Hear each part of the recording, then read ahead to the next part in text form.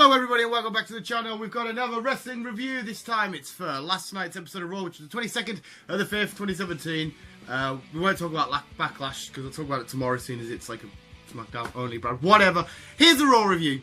Bray Wyatt in the middle of the ring, kicking off the show, doing his promo. This week's promo, I don't know if it's happened a little bit lately, but this week his voice acting was a little bit weird. He went up and down and he was saying weird voice. It was kind of like a little boy, like hee hee hee, giggly, and it was weird. But anyway, he's doing his thing. Roman Reigns comes down and Kurt Angle announces a match for them two right now. Bray Wyatt versus Roman Reigns. The match doesn't go for too long. Samoa Joe comes down, gets Roman Reigns the Coquina Clutch.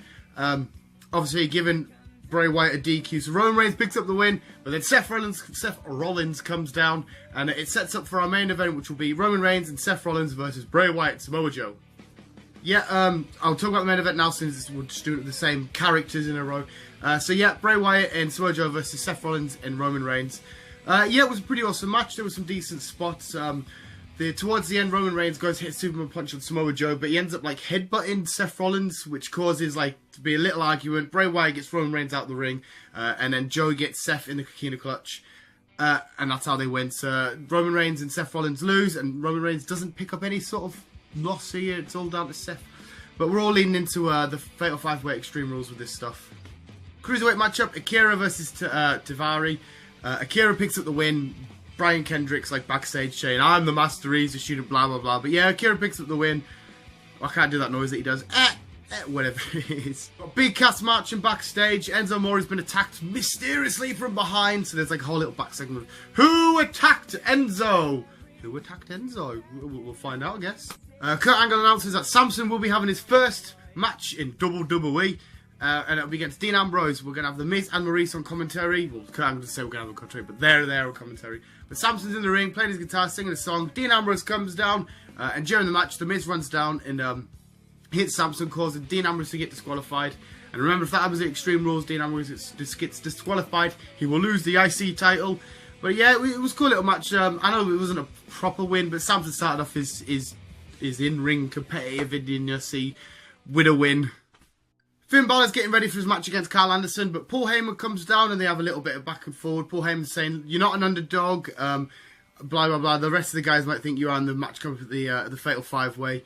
And then Finn says, "Can you give a message to Brock Lesnar, say, I'm going to win the Fatal 5-Way and I'm going to win back the title that I never lost." So that was pretty cool. Paul Heyman showed him respect. He says that he's the greatest in-ring talent in WWE today. So you go Finn. But yeah, then he goes into a match against Carl Anderson. Finn versus Carl Anderson, the old Club Brothers. This was a pretty awesome match. It was one of my favourite matches of the night. It was either this or the main event. I really enjoyed it. But yeah, Finn Balor wins. Carl Anderson and Luke Gallows in the ring looking really angry at the end, and Finn's like, "Hey, I'm Finn Balor."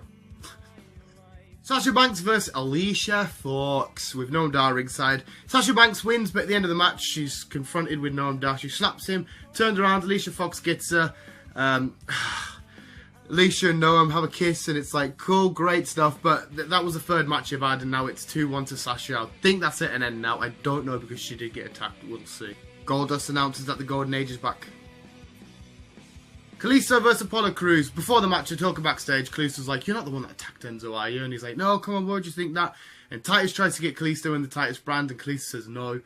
So they have a match, and Kalisto ends up beating him. And it wasn't a long match or anything, but it was okay. It wasn't that bad. Kalisto pulled a nice little handstandy spot where he kept it for a little while, which is pretty cool. But yeah, he picked up the win, and Apollo's just still really massive and smiley. Austin Aries versus Tony Nese. Neville's at ringside, just sat in a chair, looking really angry. I think he was sat in a chair. I can't remember. I think I've got images of him just sat there. But he's watching. Aries picks up the win. But then Neville comes in the ring with Tony Nese there. He hits Tony Nese and he puts him in the rings of Saturn. And he's pure staring down Austin Aries. And Austin Aries is like, "What the hell are you doing, man?" But yeah, so the Neville Austin Aries feud is definitely going to continue because you can tell they just want to get at each other. But Cruiserweights definitely have picked up a little bit for me anyway. Matt Hardy versus Sheamus. The winner of this match gets determined the stipulation for their tag team title match, the Hardys versus Sheamus and Cesaro, at Extreme Rules. Matt Hardy picks up this win. The Hardys are just having Sheamus and Cesaro's life lately. Keep beating him singles, beat him in tag matches, whatever.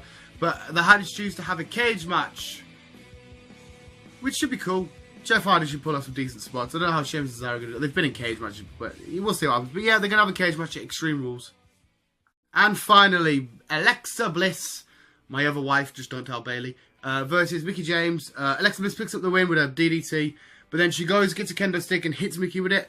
Bailey runs down, gets a kendo stick off Alexa Bliss, and Alexa Bliss is like, no, no. She runs off. Bailey doesn't get out. I really wanted to, but she didn't. But yeah, obviously they're in a match, kendo stick on a pole match at Extreme Rules. And that was this week's Raw. I'm going to give it a good 6.5 out of 10. There was a couple of great matches. There was nothing from me personally that was a bit meh. Even Kalisto, Apollo Crews was okay. And the Cruiserweights were all okay. So yeah, it felt like a good show. It wasn't epic though, but it wasn't crap. But yeah, I just wanted to run through it, get as quickly as I possibly could, all the information as I wanted. But I hope you guys enjoyed this review.